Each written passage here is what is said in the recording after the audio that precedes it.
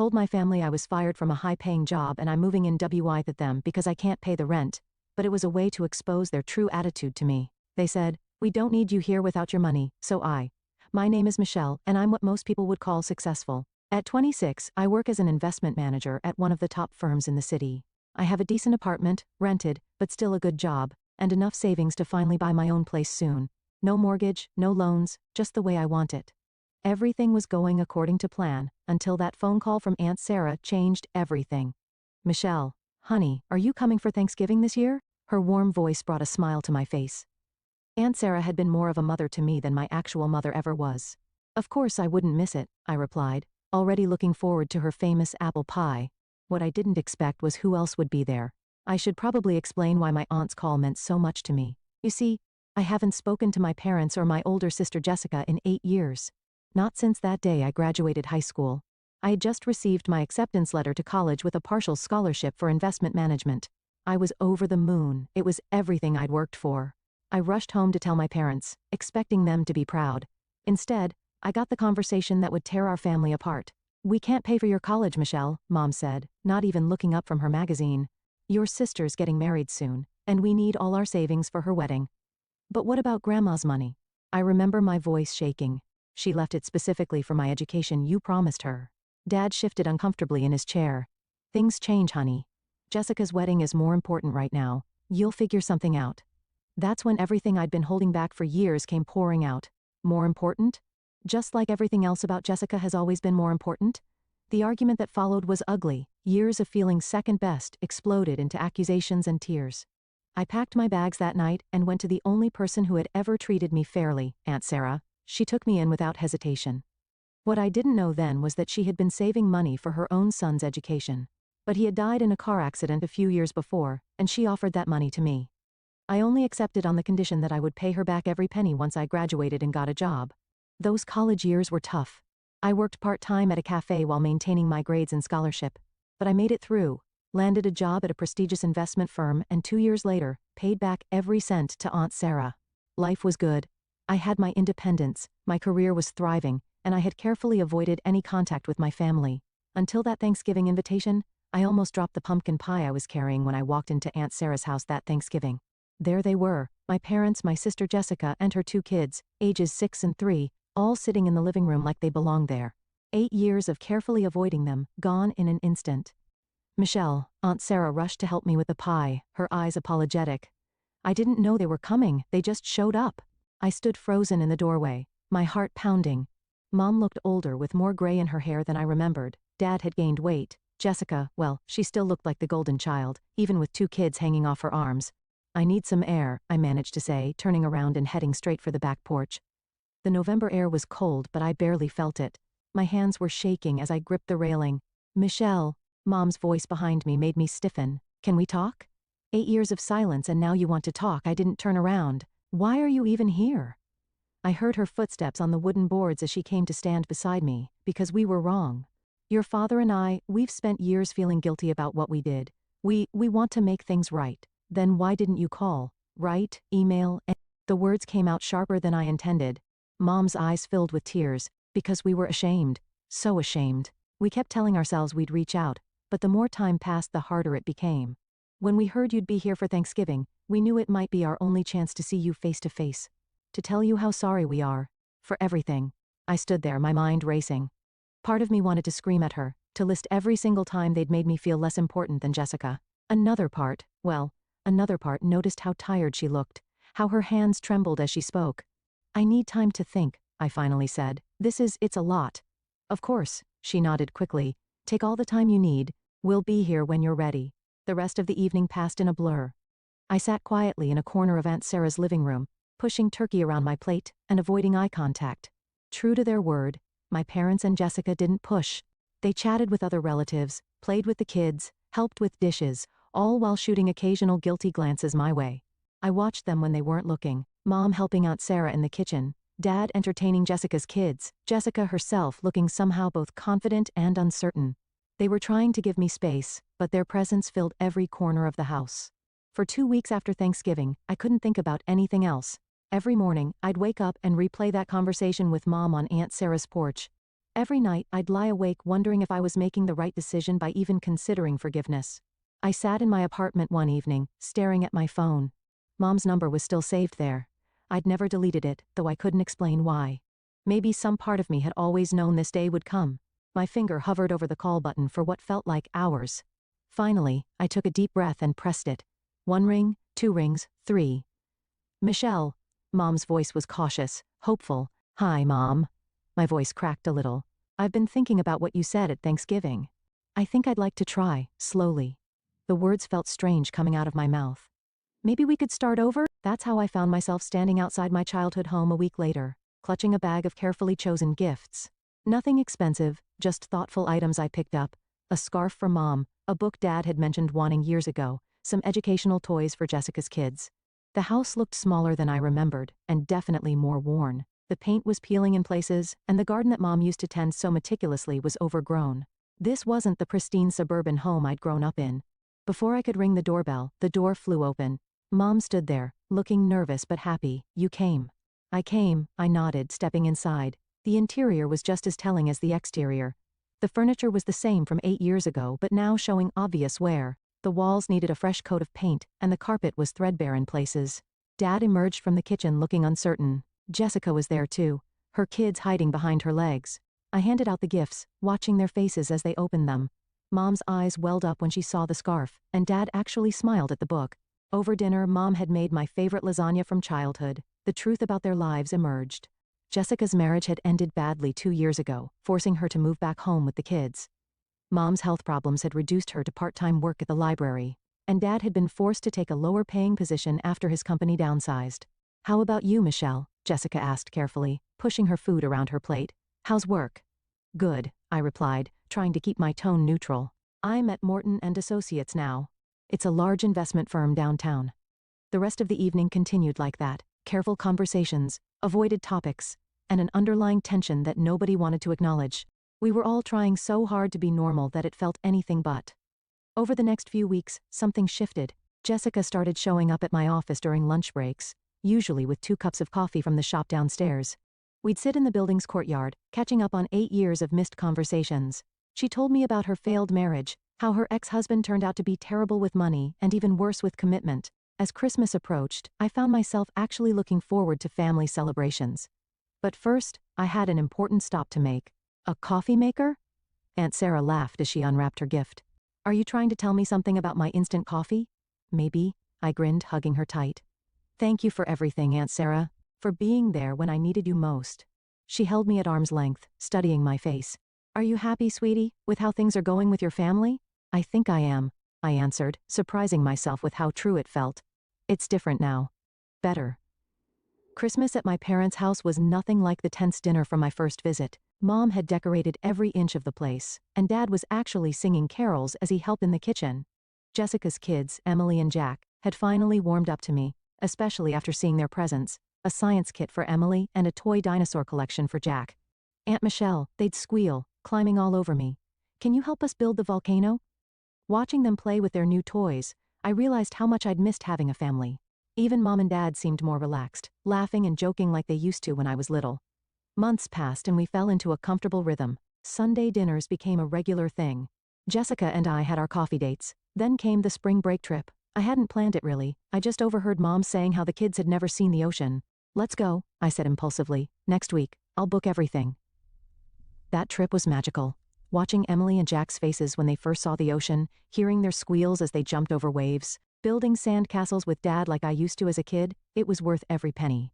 After the trip, things felt even more natural, which is why I wasn't entirely surprised when Mom and Dad asked to talk to me one evening after dinner. The plumbing in the house, Dad started looking uncomfortable. It's pretty bad. We've been putting off repairs, but we hate to ask. Mom jumped in, but we could really use some help. I wrote them a check right there. It wasn't a small amount, but seeing their relief made it worth it. After that, there were other requests, nothing unreasonable. A new water heater when the old one died. Help with Jessica's kids' school supplies. Small things that family helps each other with. It was during a regular Sunday dinner when Mom dropped the bomb. She'd been quieter than usual throughout the meal, pushing her food around her plate instead of eating. Finally, as Dad was serving dessert, she spoke up. I lost my job, she said, her voice cracking. They're cutting positions at the library, and mine's one of them. I don't know what we're going to do. The medical bills, the house payments. I watched my mother's hands trembling as she held her coffee cup, saw the worry lines deepening on Dad's face. They looked old suddenly, vulnerable. Before I knew what I was saying, the words were out of my mouth. I can help, I heard myself say. I can afford $1,500 a month, it's not a problem. The relief on their faces was immediate and overwhelming. Mom started crying again, but this time from happiness. Dad got up and hugged me so tight I could barely breathe. And so began our new normal. Every month, like clockwork, I transferred the money to their account. They never asked for more than we'd agreed upon, though occasionally they'd mention needing something specific. New winter boots for Jack, or a replacement for their ancient microwave. Jessica and I grew even closer during this time. When I had to travel for work, I started bringing her along whenever I could. Nothing too extravagant, a weekend in Chicago, 3 days in Boston, a quick trip to Miami. Just sisters making up for lost time. Life fell into a comfortable pattern. Sunday dinners, monthly transfers, occasional shopping trips with Mom, helping Jessica's kids with their homework. It wasn't perfect, but it felt like family should feel. Then came the call that would change everything. Michelle, Mrs. Peterson, my landlady, sounded apologetic. I need to talk to you about the apartment. My grandson is graduating from college in a few months. He'll be working in the city, and, well, I promised him the apartment. Oh, I said, looking around at the space I'd called home for so long. The wall I'd painted pale blue on a whim. The window seat, where I love to read on rainy days. I'm so sorry, she said. You've been a wonderful tenant. I'll give you plenty of time to find something else, of course. After hanging up, I sat in my favorite spot by the window, thinking. I've been saving diligently all these years, even with helping my family. My investment portfolio was doing well. Maybe this wasn't a setback at all. Maybe it was the universe giving me a push. I spent the next few weeks meeting with Sarah, my realtor, viewing apartments during my lunch breaks and after work. I had a clear vision of what I wanted, something modern, close to the office, with enough space for a home office. I was particularly excited about a corner unit in a new building just 3 blocks from work. I could already picture myself here, drinking coffee on the balcony, hosting dinner parties in the open-concept kitchen, but I kept it all to myself, wanting to surprise my family with the news once everything was finalized. Sorry, Mom, I can't make it to dinner this Sunday, I said during our weekly call. We've got some problems at work. I was going through paint samples one evening when Aunt Sarah called. Her voice was tight, controlled. Michelle, can you come over? We need to talk, it's important. I found her pacing in her kitchen, looking more agitated than I'd ever seen her. She barely waited for me to sit down before speaking. I heard something today, she began, her hands wrapped around a cold cup of coffee. Something you need to know. Linda and Karen were a book club. Linda and Karen, old family friends who'd known us since I was a kid. My aunt continued, each word seeming to pain her. They were talking about running into your parents and Jessica at the grocery store last week. Apparently, after you started helping them financially, your family's been talking about you to a lot of people.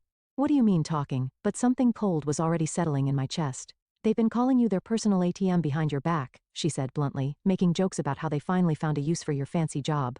Jessica's been telling people how she just has to mention wanting to go somewhere, and you'll pay for the whole trip.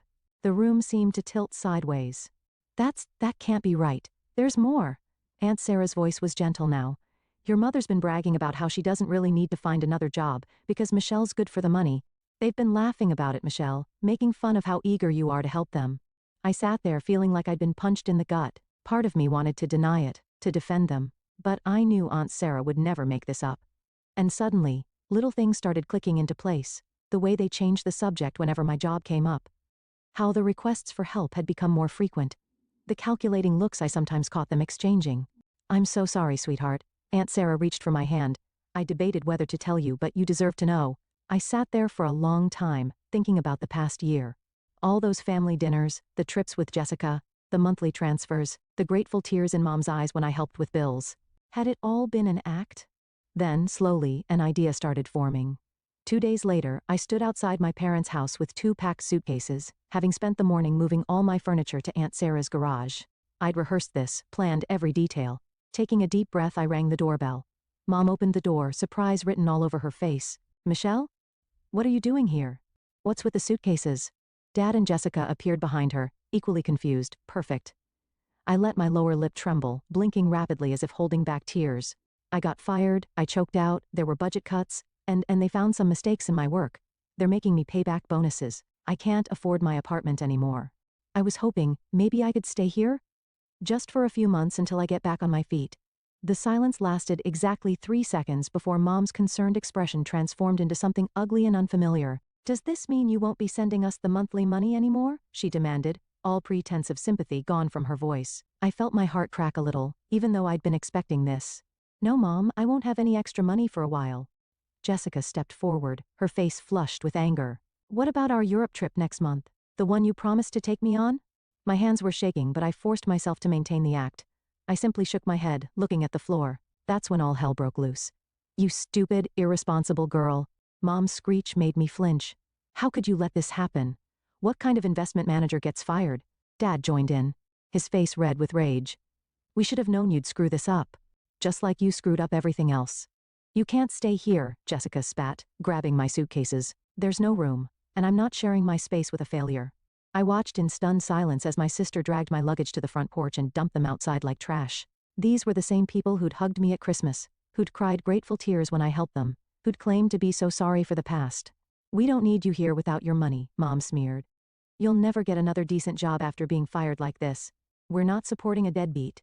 I stood there, taking it all in. The masks had finally fallen, revealing the ugly truth beneath. Every Sunday dinner, every family moment, every reconciliation, it had all been a calculated performance. Aunt Sarah had been right. Looking at them now, Mom's twisted expression, Dad's red face, Jessica's contemptuous sneer, I felt oddly calm. Something inside me that had been hanging by a thread finally snapped clean. Without a word, I turned and walked to my suitcases. Behind me, their voices rose in a chorus of insults. Leech, ungrateful brat, don't come crawling back. I wheeled my suitcases down the driveway in silence, their shouts following me like angry wasps. The neighbors were peeking through their windows now, but I couldn't bring myself to care.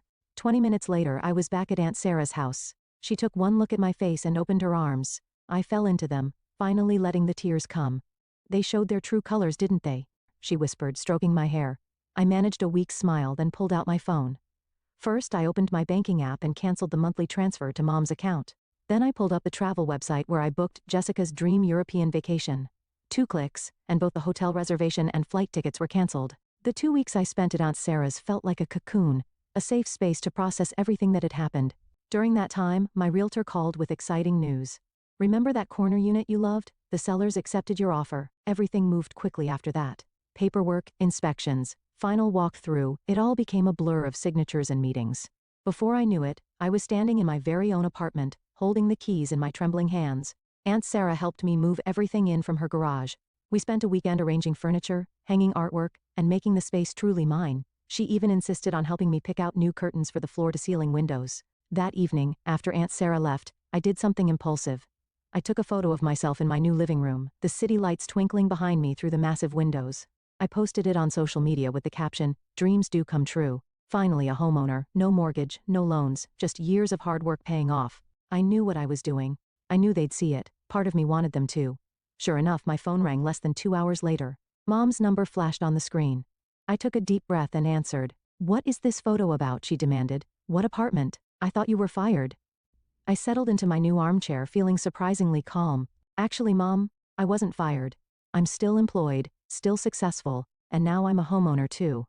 I just needed to test something. Test something? Her voice rose an octave. I could hear Dad and Jessica in the background. Yes, I wanted to see if you actually cared about me, or just my money. I guess I got my answer when you threw my suitcases out on the porch and called me a leech. There was a moment of stunned silence, then chaos erupted on the other end of the line. Dad was cursing, Jessica was screeching something about deception, and Mom's voice turned sickeningly sweet. "Sweetheart, we were just shocked and worried about you. Of course we care about you. We can move past this little joke of yours. Everything can go back to normal." I actually laughed out loud. Normal? You mean where I pay for everything while you mock me behind my back? But don't worry about a leech, you can pay your own bills. Oh, and Jessica? I canceled your tickets to Europe, I think I'll go by myself instead. Goodbye. I hung up and immediately blocked their numbers. Then I blocked them on all social media. It felt like setting down a heavy weight I'd been carrying for too long. They tried calling from different numbers. They sent emails.